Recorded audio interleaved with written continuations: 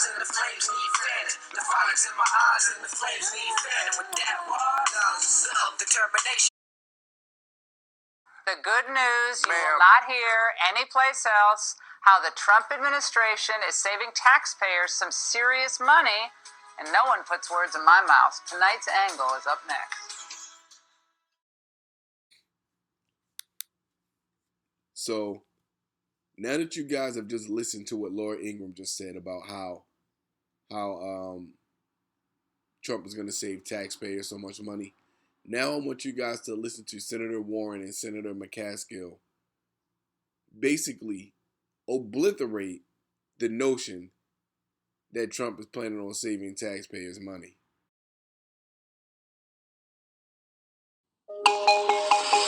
So in order to save these poor people $43 billion, you're cutting $364 billion. Senator, if you would just yield for a second, there are no cuts to Medicaid in this bill. I beg your pardon. This is the CBO score, Mr. Chairman. I'm reading right off the CBO score. $179 billion in reduced Medicaid subsidies. Well, there are no cuts. Beg your pardon.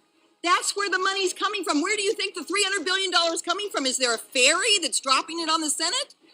What? The money you're spending is coming out of Medicaid and subsidies to people who make less than $50,000.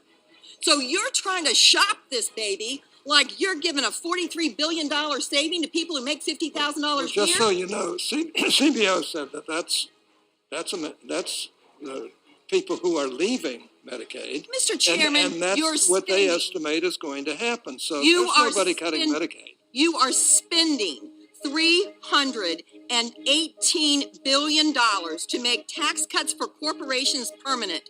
That money is coming from the very people you say you're saving by eliminating $43 billion in tax penalties.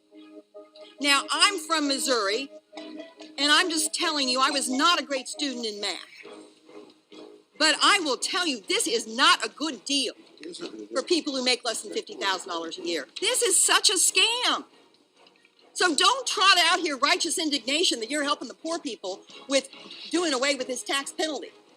Because you're giving them a little bit of benefit over here, but they're not going to have health insurance, and the people who have it are going to pay more, and you're taking money out of the Medicaid program and the subsidy program. Senator,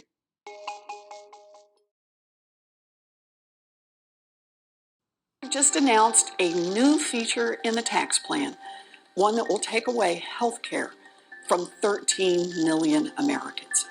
So here's the deal. The Republicans for the last couple of weeks have just been stuffing the turkey full of every single giveaway they could think about for giant corporations, for billionaire families.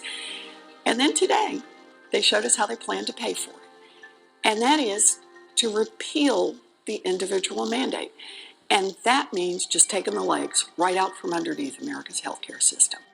According to the Congressional Budget Office, repealing this provision that the Republicans have stuck in a tax plan will take health insurance away from 13 million people. 4 million people would lose health insurance in the very first year.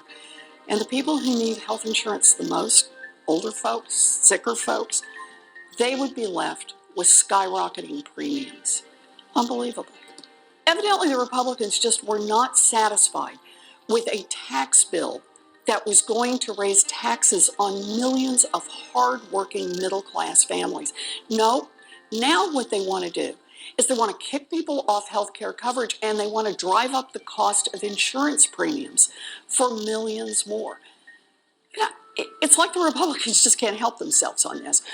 We knew they were coming back. We knew they were coming back to try to repeal health care. And I don't know if they thought that by sticking it in the middle of a tax plan that maybe we wouldn't notice. Well, I got news for them. We noticed, and we're going to fight back.